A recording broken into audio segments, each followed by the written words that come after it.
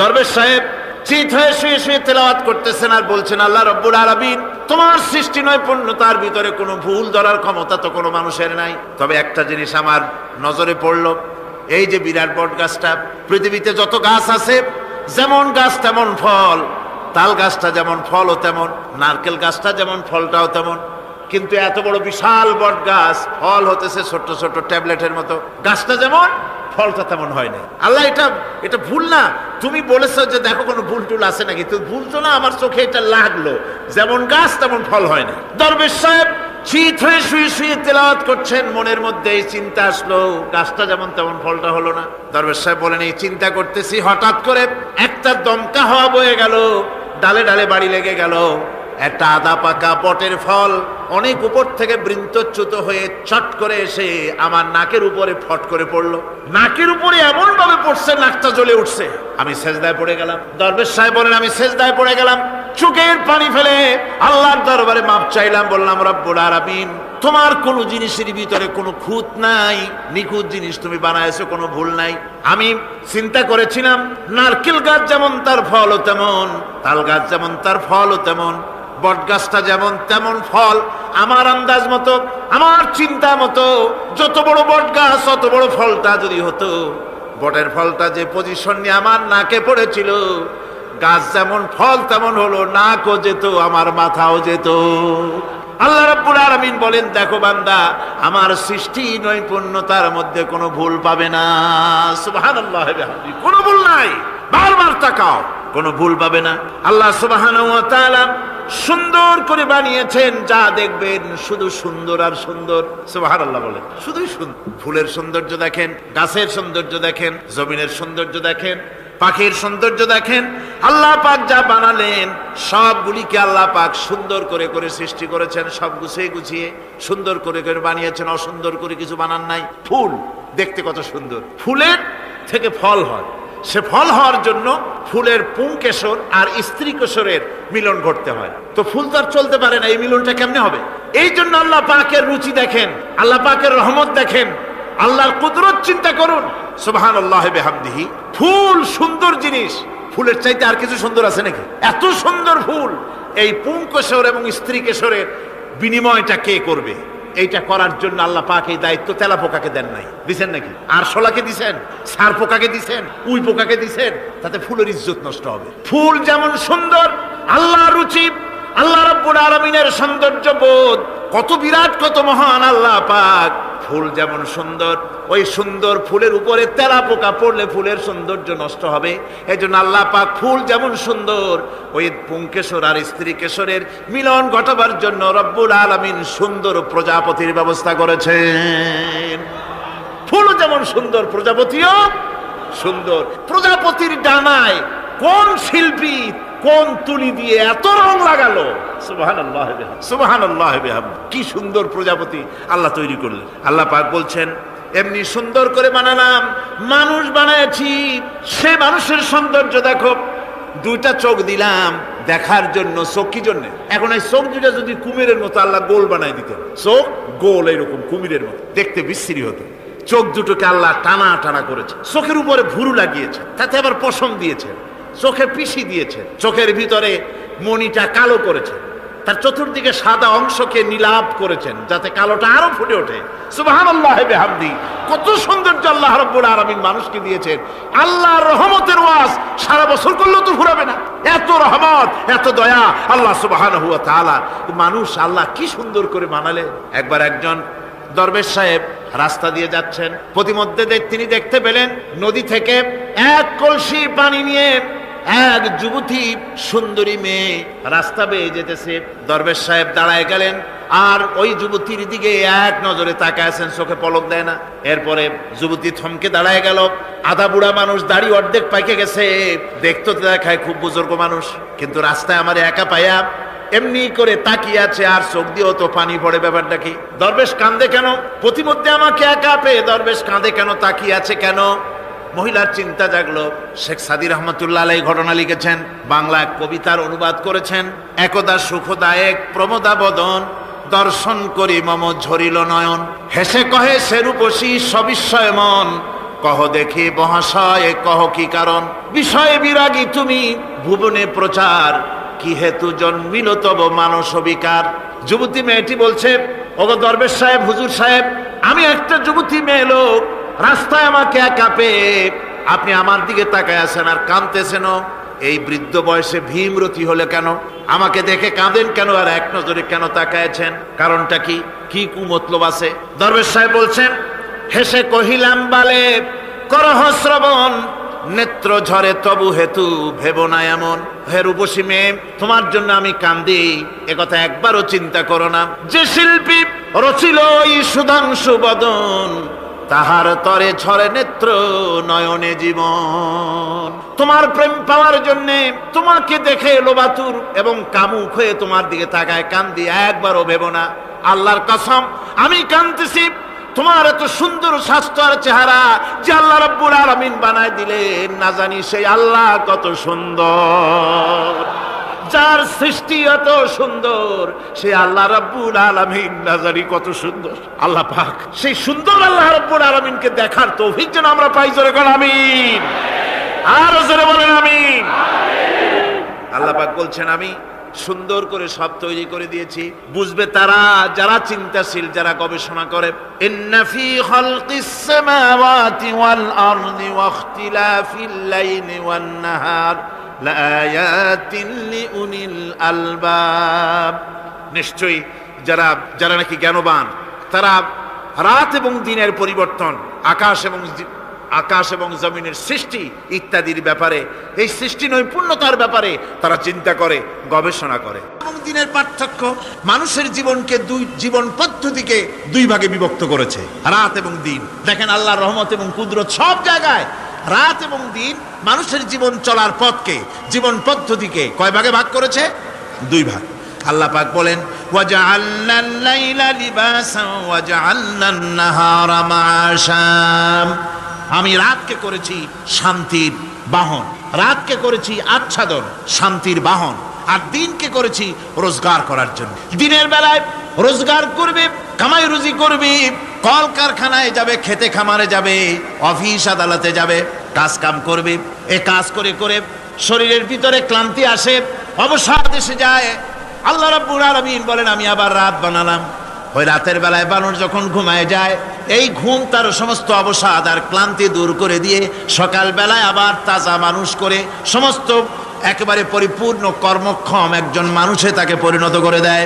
রাতটাকে আচ্ছাদন করে দিয়েছি, দিনের কোলাহল মুক্ত রাত। সূর্যের আলোর ঝলকানি, তীব্র আলো নাই, চিৎকার নাই, আওয়াজ নাই। রাতের একটি অন্ধকার চাদর পরিয়ে দিলাম এই পৃথিবীর উপরে। রাতের একটি অন্ধকার চাদর পৃথিবীর উপরে পরিয়ে দিলাম। কোলাহল মুক্ত পৃথিবী এখন। সূর্যের তীব্র আলো আর নাই। এখন আরামে তুমি ঘুমিয়ে যাও, ঘুমাও, আবার সকালবেলা উঠে তুমি কাজ করবে। আল্লাহ পাক বলেন, আমি এভাবে ومن رحمته جعل لكم الليل والنهار لتسكنوا فيه ولتبتغوا من فضله। আল্লাহর রহমতের ভিতরে এটাও রহমত, আল্লাহর করুণা, আল্লাহর দয়া যে তিনি দিনকে করেছেন রুজি কামার জন্য, রাতকে করেছেন তিনি তোমাদের জন্য ঘুমাবার জন্য, বিশ্রামের জন্য।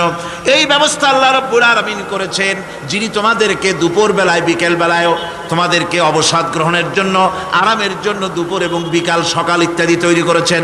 কোরআন শরীফের ভিতরে আল্লাহ পাক এই সমস্ত কথাগুলি ব্যাখ্যা সহকারে বলে দিচ্ছেন যে আমার রহমত ওয়াসিআত রাহমাতি কুল্লে, সেই সমস্ত জিনিসের চতুর্দিকে, তুমি যেখানে আছো তার চতুর্দিক, আকাশ এবং জমিন, আমার রহমত তোমাকে ঘিরে রেখেছে। এ কোরআন নাজিল করেছেন সেই আল্লাহ, সেই রহমান, যার দয়া সর্বত্র ছড়িয়ে আছে। আল্লাহ পাক বলছেন, এরপরে তোমাকে সৃষ্টি করলাম, জমিন সৃষ্টি করলাম খাবারের জন্য। আমার রহমতের বিষয়টা দেখো, আমি এমন দয়াবান, এমন মেহেরবান। এবার তোমার খাবারের জরুরত হলো, তুমি কি খাবে? সেজন্য এই জমিনে ফসলের ব্যবস্থা আমি আল্লাহ করেছি। জোরে বলেন সুবহানাল্লাহ। জমিন শুকায় গেছে, বৈশাখ মাসের, জ্যৈষ্ঠ মাসের প্রচন্ড রৌদ্রের তাপে জমিন শুকায় গেছে। এই জমিনে তুমি ফসল ফলাবে কি করে? যদি না পানি দিয়ে জমিনটারে ভিজায় দেই। আল্লাহ বলেন, জমিন ভিজাবার দায়িত্ব আমি নিলাম। আল্লাহুল্লাযী আরসালার রিয়াহা ফাতুসিরু সাহাবা। সমুদ্রের পানি লবণাক্ত পানিগুলি বাষ্পীয় আকারে উত্থিত হয়ে যায়, মেঘমালায় পরিণত হয়ে যায়। বাতাসকে বলি, এই মেঘকে টেনে নিয়ে যাও অমুক জায়গার উপরে। মেঘ চলে এলো। আল্লাহ বলেন ফাসুকনাহু ইলা বালাদিম মাইয়িতিন ফাআহইয়ানা বিহিল আরদা বাদা মাউতিহা কাযালিকান নুশুর। আল্লাহ পাক বলছেন, বৃষ্টির পানি পড়লো, মরা জমিন জিন্দা হয়ে গেল। এই মরা জমিন জিন্দা হলো। এরপরে তুমি বীজ বপন করলে, ধান বপন করলে, গম বপন করলে, মাটির খাসলাত হলো সব পচায় দেওয়া। মাটির খাসলাত কি কথা বোঝেন না? মাটির ধর্মটা কি? পচায় দেওয়া। যা রাখেন পচে যাবে, লোহা রাখেন জং ধরে যাবে, পাথর রাখেন আস্তে আস্তে, এ ধরনের যেসব জিনিস রাখেন আস্তে আস্তে করে ধ্বংস হয়ে যাবে, পচে যাবে।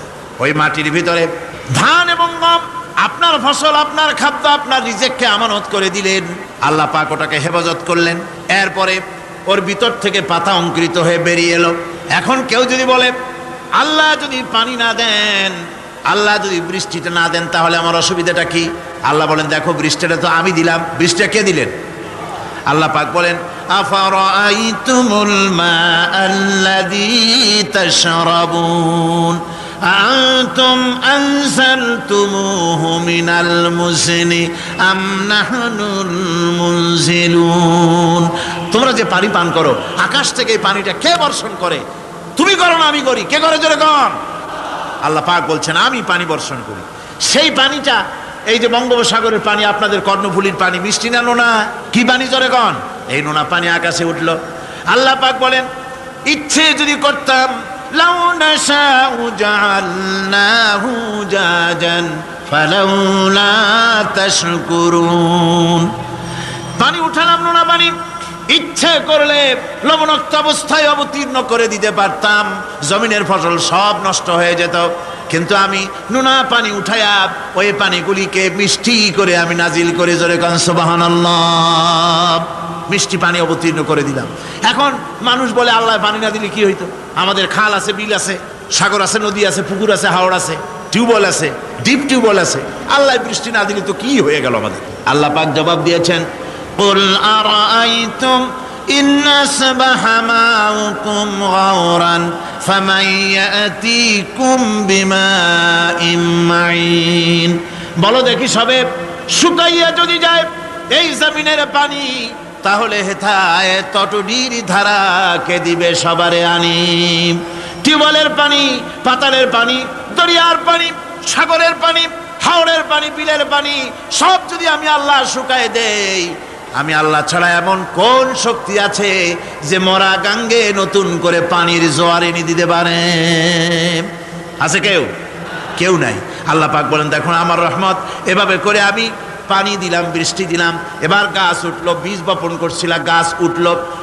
আনতুম আনশাতুম শাজারাতাহা আম নাহনুল মুনশিউন। মাটি থেকে এই গাছকে কে উদ্গত করে দিল? হয় বেটা, কে দিল? তুমি দিছো না আমি দিয়েছি? কে দিয়েছে জোরে কর, জোরে চিল্লা এখন কে দিল? আল্লাহ পাক বলেন গাছ উদ্গত করে দিলাম, গাছ এবার বড় হলো। এই গাছ আল্লাহ রাব্বুল আলামিন এই গাছ তৈরি করলেন। এই গাছ শুধু আপনার জ্বালানি দেয় না, গাছ শুধু ফল দেয় না, এই গাছ মানুষের জন্য, গাছ হচ্ছে বন্ধু। মানুষের জন্য গাছ কি জোরে কোন? কি বন্ধু। সেই বন্ধুরে জন্মের কাটা কাটবেন নাকি? এই গাছ তৈরি হচ্ছে। গাছ বন্ধু কি করে? গাছ বন্ধু হচ্ছে আমরা যে শ্বাস প্রশ্বাস নেই, মুখের থেকে নাকের থেকে যে শ্বাসটা ফেলি, সেটা হচ্ছে আমরা গ্রহণ করি বাতাস থেকে অক্সিজেন, ছেড়ে দেয় কার্বন ডাই অক্সাইড। এটা হচ্ছে বিষ। এটা কি? আমরা নিলাম পরিশুদ্ধ অক্সিজেন, নিলাম, ছেড়ে দিলাম এটাকে বিষ করে, এই বিষটা ছড়িয়ে গেল। এখন এই বিষ যদি আল্লাহ পরিশুদ্ধ করার কোনো ফ্যাক্টরি না বানাতেন, তাহলে পৃথিবীর সমস্ত প্রাণী মরে যেত। সুবহানাল্লাহ বলতে ইচ্ছে করে না? আল্লাহ পাক কি ব্যবস্থাটা করলেন! কোন দুনিয়ায় ফ্যাক্টরি নাই, মানুষ যে বিষাক্ত করে দেয় আবহাওয়াকে, সেটাকে রিফাইন করার ব্যবস্থা মানুষের কাছে নাই। আল্লাহ ব্যবস্থা করেছেন কি? আল্লাহ পাক গাছ বানায় দিলেন। গাছের সবুজ শ্যামল রং, ঘাসের সবুজ শ্যামল রং, তার খাদ্য হতেছে আপনি যেটা ছেড়ে দেন, আপনার জন্য যেটা বিষ, সেটা হচ্ছে তার জন্য খাদ্য। কার্বন ডাই অক্সাইড গাছ টেনে নেয়, সারা রাত টানতে থাকে অক্সিজেন থেকে, বাতাস থেকে সারা রাত টানতে থাকে। কার্বন ডাই অক্সাইড খাবার হিসাবে সে টেনে নেয়। আর দিনের বেলা যখন রোদ ওঠে, সূর্যের উত্তাপ আর গাছের সবুজ রং দুটোতে মিলে এক প্রকারের রন্ধন ক্রিয়া হয়, রাঁধা হয়। সেই রান্নার মাধ্যমে গাছের ভিতর থেকে গাছ আবার অক্সিজেন মানুষের জন্য, প্রাণীর জন্য ছেড়ে দেয়। সুবহানাল্লাহ। তো গাছ আপনার জন্য বন্ধু, একদিকে গাছ আপনার এই কাজ করলো, ফার্নিচার বানাইলো, ছায়া দিল, ফল দিল। আল্লাহ পাক বলেন এই গাছগুলি কে তৈরি করলো? মিয়া তুমি করছো না আমি করছি। আমি আমার রহমত দিয়ে তোমার গাছ বানাই দিলাম। এরপরে ফসল দিলাম, ফসল হলো, তোমার তরি তরকারি হলো, সব কিছু তোমার হয়ে গেল। এবার ফসল দেখা মানুষে যখন দেখে জমিনে বড় বড় ধানের গোছা হয়েছে, মোটা মোটা ধানের গোছা হয়েছে, মোছে তখন তেল মাখে আর নতুন নতুন গানের আয়োজন করে। এবার ফসল বেশি হয়েছে, গান, থিয়েটার, বাজনা, গুনাগার বিবি, কত রকমের গানের ব্যবস্থা করে ফেলে। জমিনে ফসল আর মোছে তেল মাখে আনন্দে।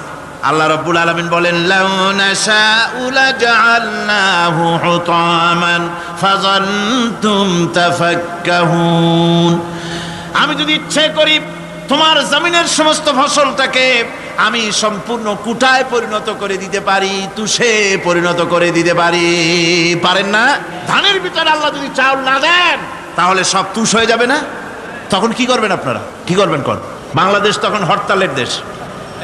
যখন আপনি দেখলেন যে জমিনে ধানে এবার সব তুষ হইছে, তখন আল্লাহর বিরুদ্ধে হরতাল করেন। লাভ হবে কিছু?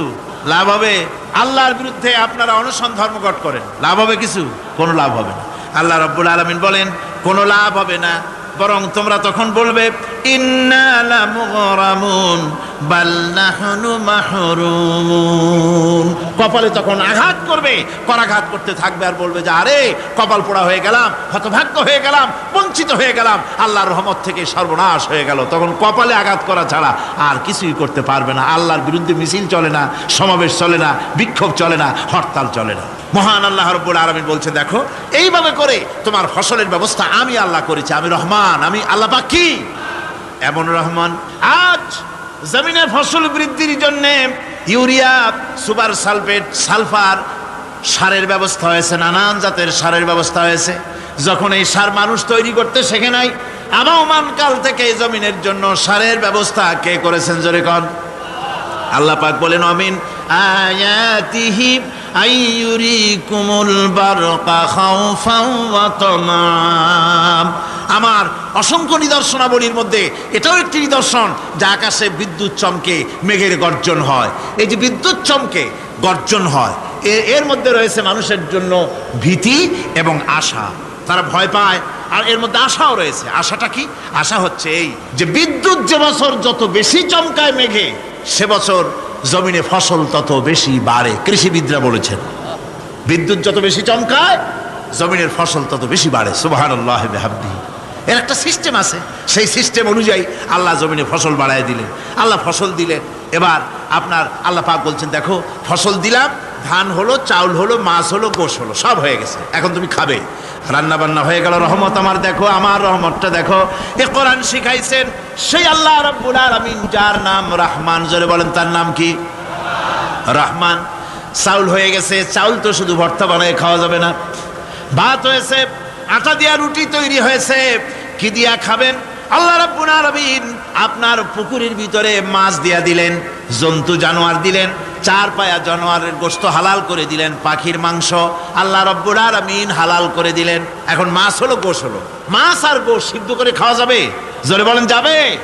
যাবে না। তার গন্ধ নষ্ট করতে হবে আর সুঘ্রাণ সৃষ্টি করতে হবে। এই গন্ধ নষ্ট করে সুঘ্রাণ সৃষ্টি করার জন্য লবঙ্গ তৈরি করলেন কে? কথা কন না কেন? এলাচি কার? দারচিনি কার? লবণ কার? মরিচ কার? হলুদ কার?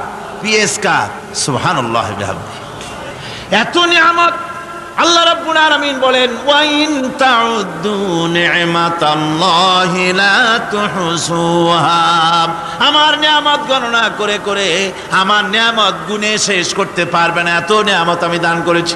এরপরে তরি তরকারি হলো, মাছ গোশ খেতে খেতে অস্থির হয়ে যাবে। তারপরে তরি তরকারি দিলাম, শাক সবজি দিলাম, সব কিছু আমি আল্লাহ রাব্বুল আলামিন দিয়েছি। আমার নাম রহমান, তোমার সমস্ত প্রয়োজন আমি দিয়েছি, মিটাই দিয়েছি। এবার তরি তরকারি হলো আর মানুষ তরি তরকারি খাইলো, আল্লাহ শুকর আদায় করলো না। শুকর আদায় করে? করে না। এত সুন্দর মজার কদু, সেই কদু খায় আর কদু খাইয়া মোসে তাও মারে আর বলে স্বাদের লাউ বানাইলো বৈরাগী। আল্লাহ শুকর আদায় করে, আল্লাহর নিয়ামতের শুকরিয়া আদায় করে। আমার ভাইয়েরা, আল্লাহ রাব্বুল আলামিন বলেন এই পৃথিবীর আমি রহমান, কোরআন আমি শিখাইছি আমি রহমান। এমন রহমান শুধু মানুষকে খাবার দেই না, এই পৃথিবীর সকল প্রাণীকে আমি খাবার দেই। জোরে কান সুবহানাল্লাহ। সকল প্রাণীর খাবার কে দেন? ওয়ামা মিন দাব্বাতিন ফিল আরদি ইল্লা আলাল্লাহি রিজকুহা। এই পৃথিবীর বুকে এমন কোন বিচরণশীল জীব নাই যে জীবের রিজকের দায়িত্ব আমি আল্লাহ গ্রহণ করি নাই। সমস্ত রিজকের দায়িত্ব কে নিয়েছেন? চিল্লায় এখন আল্লাহ সুবহানাহু ওয়া তাআলা। আচ্ছা আপনি কোন তো দেখি, একজন জমিদার, একজন বড় লোক, চৌধুরী, খুব বড় লোক, তার বাড়িতে 20 জন লোক গেছে রাতের বেলায়। 20 জন লোক গিয়ে মেহমান হইল। মেহমান হইয়া তারা বলতেছে, সাহেব আমরা তো মেহমান, আমি এক একজন এক এক রকমের খাবার চাইলো। একজনে বললো আমি হরিণ খাবো, আর একজনে কয় আমি মুরগি খাবো, আর একজনে বললো আমি খরগোশ খাবো, আর একজনে বললো আমি হাতি খাবো, আর একজনে বললো আমি ছাগল খাবো। 20 জন মানুষে 20 রকমের খাবার চাইলো। একজনে কয় বোয়াল মাছ খাবো, আর একজনে কয় রুই মাছ খাবো। 20 জনে 20 রকমের খাবার দাবি করলো। বলেন জমিদার তো বাড়ির জমিদারের বাপ, সেও কি পারবে 20 জনকে 20 রকমের খাবার পরিবেশন করতে? কোন প্রস্তুতি ছাড়া পারবে? পারবে। কোন প্রস্তুতি ছাড়া জমিদার হোক রাজা বাদশাহ হোক 20 জন মানুষের খাবার 20 রকমের দিতে পারে না। আর আল্লাহ এমন রহমান, এই পৃথিবীর লক্ষ কোটি কোটি জাতির প্রাণীকে কোটি কোটি রকমের খাবার আল্লাহ রাব্বুল আলামিন পরিবেশন করতেছেন। সাপের খাবার একরকম, ব্যাঙের খাবার আর এক রকম। ব্যাঙে যা খায় সাপে তা খায় না, সাপে যা খায় ব্যাঙে তা খায় না। হাতির খাবার, গন্ডারের খাবার, ভল্লুকের খাবার, বাঘের খাবার, সিংহের খাবার, মানুষের খাবার, ছাগলের খাবার, মুরগির খাবার, মশার খাবার, সারপোকার খাবার, সমস্ত খাবার ভিন্ন ভিন্ন। আবার সমস্ত খাবারের মজা আল্লাহ রাব্বুল আলামিন আলাদা আলাদা করে দিয়েছেন। এমন রহমান, আপনার পেট ভরবেন শুধু স্বাস্থ্য বানাবার জন্য, পেট ভরে খাওয়া দরকারটা ছিল। আল্লাহ পাক দেখলেন যে না, শুধু পেট ভরলে তো এরকম খাইতে চাইবে না, তাই আল্লাহ রাব্বুল আলামিন জিহ্বা দিয়ে দিলেন যাতে করে মজা লাগে আর খায়। সব রকমের মজা, এক এক গোশতে, এক এক মাছে, এক এক তরকারিতে এক এক রকম মজা না, সব রকম মজা, সব একরকম মজা, ভিন্ন ভিন্ন রকমের মজা। আল্লাহ পাক বলেন আমি রহমান, দেখো আমি কিভাবে খাওয়াই। ওয়া কাইয়্যিম মিন দাব্বাতিন লা তাহমিলু রিজকুহা আল্লাহু ইয়ারযুকুহা ওয়া ইয়্যাকুম। এই পৃথিবীতে এমন অনেক বিচরণশীল জীব আছে যে প্রাণীরা নিজের জন্য কোনো সঞ্চয় করে না, সঞ্চয় করে শুধুমাত্র পৃথিবীর মানুষ। আর পিঁপড়ায় কিছু সঞ্চয় করে। অন্যান্য বহু প্রাণী আছে যাদের কোনো সঞ্চয় নাই। কি বলেন, পাতিশিয়ালের কোনো ব্যাংকে অ্যাকাউন্ট আছে নাকি? না। শীতের মৌসুমে পাতিশিয়াল আইসা ব্যাংকের ম্যানেজারকে বলে না যে কয়েকটা মুরগি আনছি, আমার নামে একটা অ্যাকাউন্ট ওপেন করেন, বৃষ্টির সময় আমি যেন ওগুলো উঠাইয়া পাইকারি দরে খাইতে পারি। ওর কোনো খাবার নাই, সঞ্চয় নাই। এ ধরনের পাখির সঞ্চয় নাই, পশুর সঞ্চয় নাই। মহান আল্লাহ রাব্বুল আলামিন তিনি বলছেন, সকাল বেলায় পাখি তার বাসা দিয়া ক্ষুধার্ত পেট নিয়ে পাখিগুলি উড়ে চলে যায়। সাপ তার গর্ত থেকে বের হয় খালি পেটে, পাতি শৃগাল খালি পেট নিয়ে গর্ত থেকে বেরিয়ে যায়। তিমির মতো অত বড় প্রকাণ্ড প্রাণী, হাতির মতো প্রকাণ্ড প্রাণী, গরিলা, শিম্পাঞ্জি, ওরাংওটাং, পিঁপড়া থেকে শুরু করে নিয়ে প্রকাণ্ড তিমি পর্যন্ত সমস্ত প্রাণীগুলি সকালবেলায় খালি পেটে বেরিয়ে যায়। সারাদিন ঘোরাঘুরির পর আল্লাহ সুবহানাহু ওয়া তাআলা বলেন, সন্ধ্যাবেলায় সমস্ত প্রাণীর পেটগুলি ভরে আমি আল্লাহ তাদের বাসায় ফিরাইয়া দেই। আমি রহমান, এভাবে করি আমি আল্লাহ রাব্বুল আলামিন খাবারের বন্দোবস্ত করি, পড়ার বন্দোবস্ত করি, থাকার ব্যবস্থা করি। ইয়া আইয়ুহান নাসু যকুরু নি'মাতাল্লাহি আলাইকুম হাল মিন খালিকিন গায়রুল্লাহ ইয়ারযুকুকুম মিনাস সামাই ওয়াল আরদ। ও পৃথিবীর মানুষেরা, ওই আল্লাহর স্মরণ করো, আল্লাহর নিয়ামতের শুকরিয়া আদায় করো যে আল্লাহ তোমাকে আকাশ থেকে, জমিন থেকে রিজিক দেন। ওই আল্লাহ ছাড়া আছে কি কেউ যে তোমাকে আকাশ থেকে রিজিক দেয়?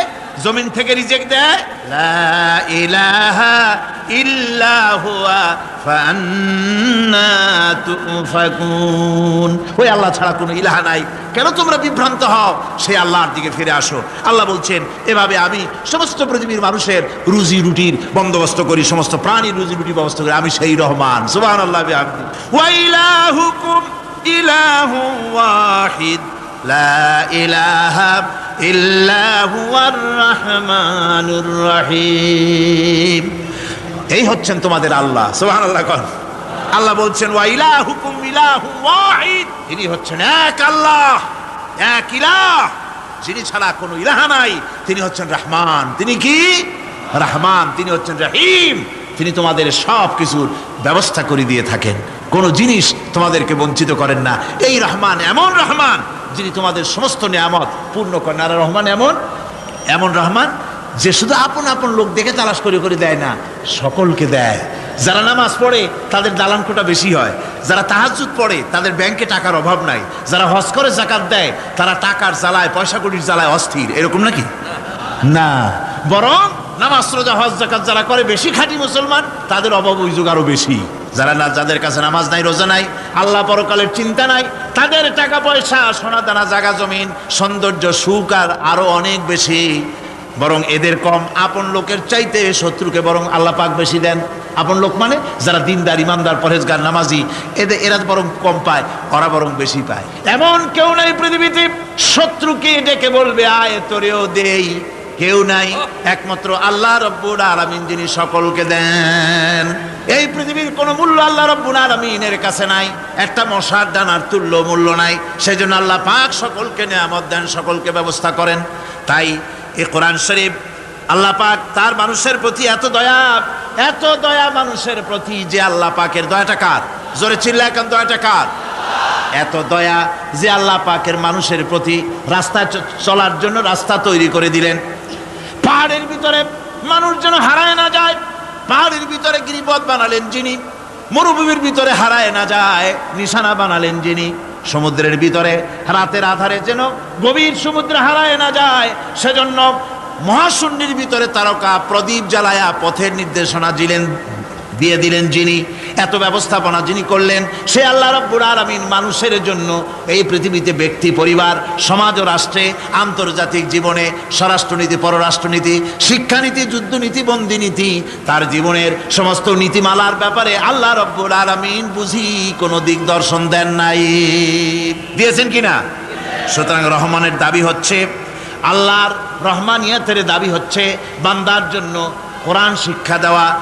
যত শিক্ষা আল্লাহ দিয়েছেন, যত দয়া আল্লাহ বান্দাকে করেছেন, সবচাইতে বড় দয়া কোরআন শিক্ষা দেওয়া। জোরে কান সুবহানাল্লাহ। যত দয়া, যত নিয়ামত, যত রহমত আল্লাহ বান্দাকে করেছেন, তার মধ্যে শ্রেষ্ঠ রহমত, শ্রেষ্ঠ দয়া, শ্রেষ্ঠ করুণা মানুষের জন্য, আল্লাহর এই পৃথিবীর মানুষের জন্য সবচাইতে শ্রেষ্ঠ দয়া কি? জোরে বলেন কি? কোরআনের শিক্ষাই হচ্ছে আল্লাহ পাকের এই মানুষের জন্য সর্বশ্রেষ্ঠ দয়া।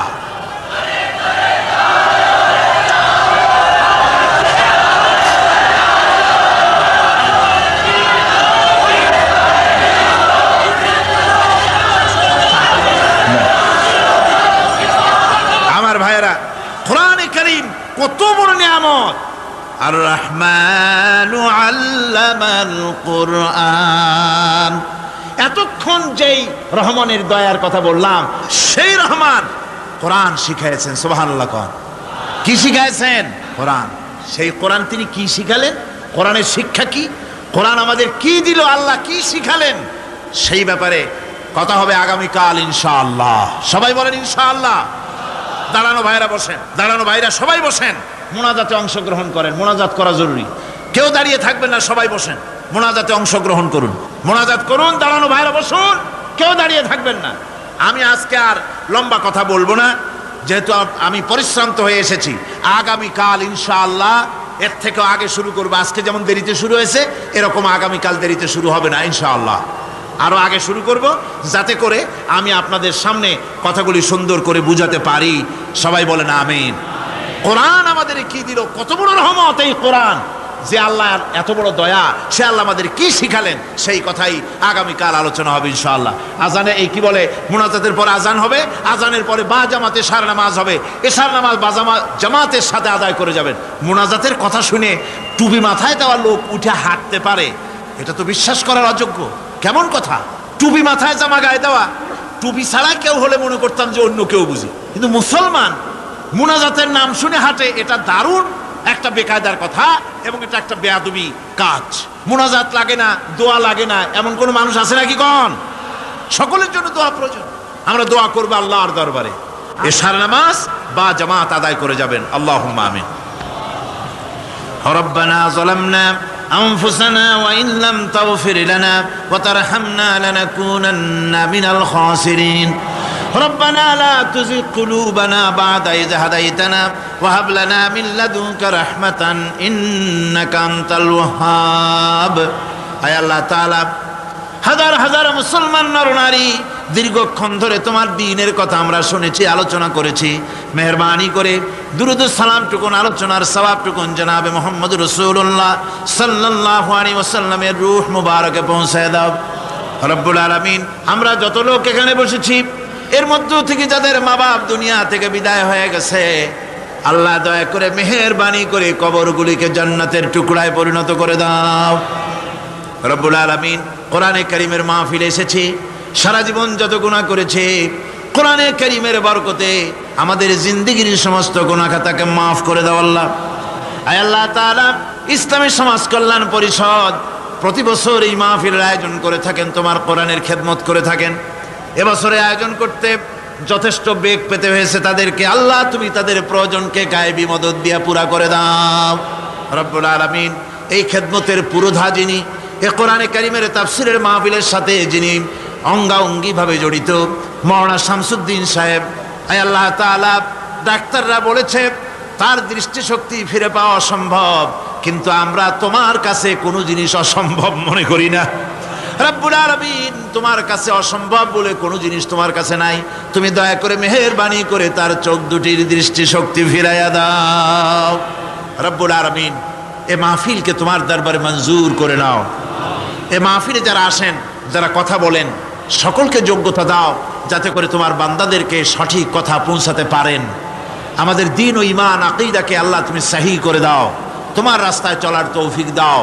এ মাহফিলের জন্য যারা পয়সা দেয়, কষ্ট করে, শুনতে যারা আসে, আল্লাহ তুমি তাদের প্রতি রহম করো।